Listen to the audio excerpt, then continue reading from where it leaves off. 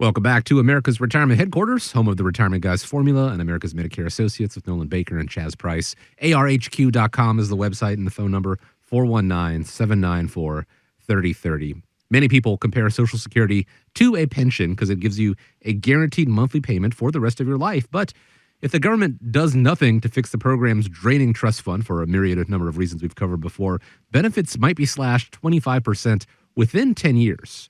There's actually a member of Congress who believes Social Security's solvency crisis might be cured by investing the money in the stock market instead of fixed-rate treasuries. That is an idea that's being kicked around, but I have to wonder, well, what are some of the other ways that could potentially fix the Social Security problem we have right now?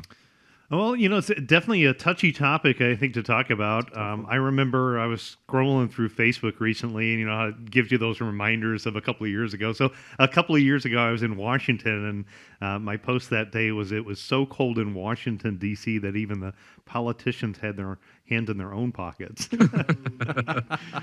So, even recently in the election run-up, I know Nikki Haley, it had got some pressure and got some bad press for her discussion talking about changing the age for Americans in their 20s to draw Social Security later on. So it's not a topic that people want to talk about, but it's a topic that, for folks that are close to or in retirement time, it is a topic you got to look at in your own individual situation. I think that everybody should be entitled to their fair share of what they put in. But the reality is that if we look at this in the past, they've already attacked your Social Security benefits. So it's fair to say that your Social Security is probably going to come under attack. And what do I mean by that? Well, if we go back to the Reagan administration, that's the first time they began taxing your Social Security benefits. So now, up to 85% of your Social Security benefits can become taxable. So we've seen things happen in the past. And to me, if we look at it, there could be a couple things that happen. Number one is talking about the actual adjustment of the age. That is a real possibility. People are, quite frankly, living a lot longer. And when Social Security was originally created, most people didn't live as long as they do today. So adjusting that retirement age could be an option. Number two is increasing payroll taxes or lifting the cap on the income subject to the Social Security taxes. Number three is a big one, is a means testing, meaning, reducing the benefits for the higher income earners. And again, we see means testing in other government programs. For example, in Medicare, the amount that you pay for your Medicare premium is based upon your household income. And as your income levels go up, you pay more in your Medicare premiums. And the same could be true, some type of test like that for looking at your Social Security benefits.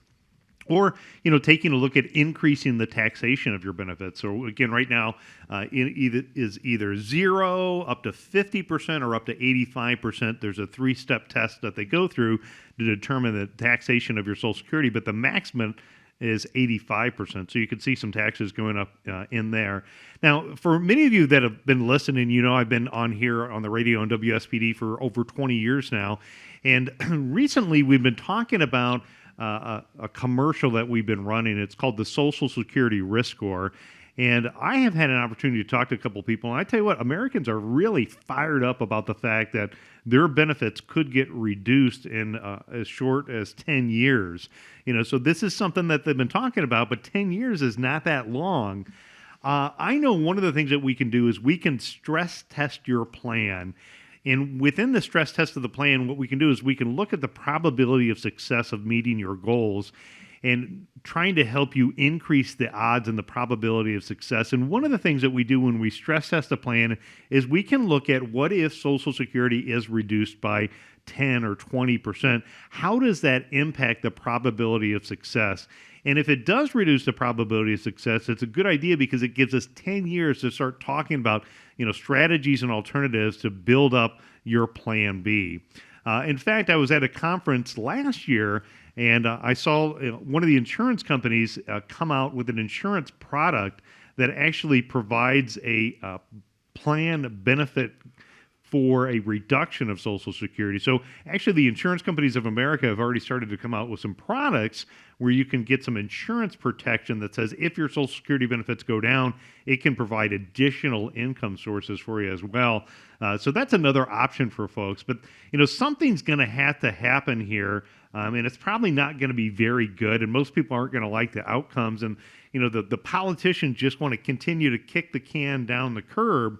But don't let the politicians kick the can down the curb in your situation.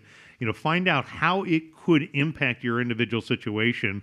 Find out what your Social Security risk is and steps to take to protect against it. Yeah, to me, Nolan, it comes down to the fact that Social Security was never meant to be the sole source of retirement income for most Americans. I mean, we did a presentation on this in August, and I have a picture of the very first Social Security recipient, Ida Mae Fuller.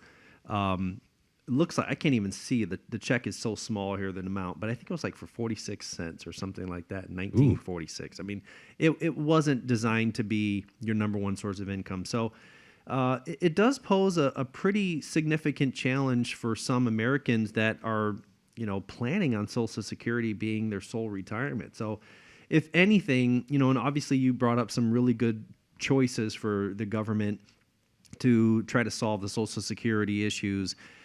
At the end of the day, we obviously don't have any control over that. They're going to make or maybe not make a decision and continue to kick the can, as we've seen this year and last year, number of times. But some of the things I like to focus on things that clients can do outside of worrying about what the government's going to do, and one is just really making sure that you make the correct Social Security claiming decision. I mean, you've got to really weigh the costs of taking Social Security on the outside chance that it gets reduced. Taking Social Security early is probably one of the worst financial decisions people can make, in the sense that it reduces your benefit by a significant amount.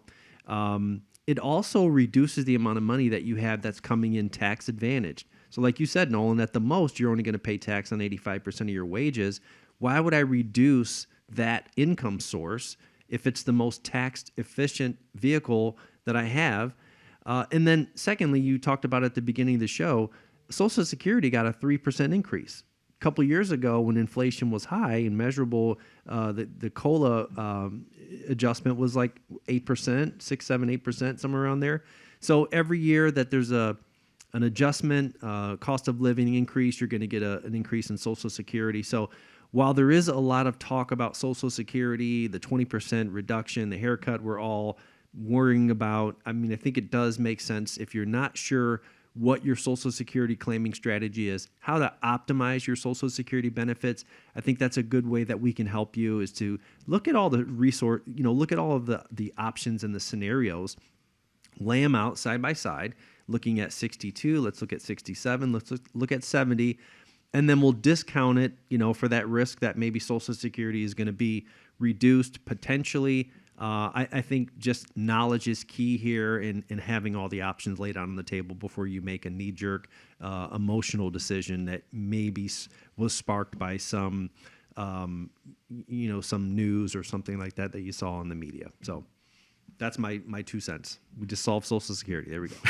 There you go. Done. No, the first Social Security check, Ida Mae Fuller, January 31st, 1940, $22.54. Okay. Adjusted for inflation. Yeah. It's about $484. Now, we're hoping that, your Social Security check is going to be a little bit more than that, but in the future, we don't know what the reductions are going to be, but we do know that there are going to be some changes down the line. You want to go be prepared for that. That's the advantage of having that Social Security risk score done if and when there are changes made, to know how to bridge the gap, make up for that income.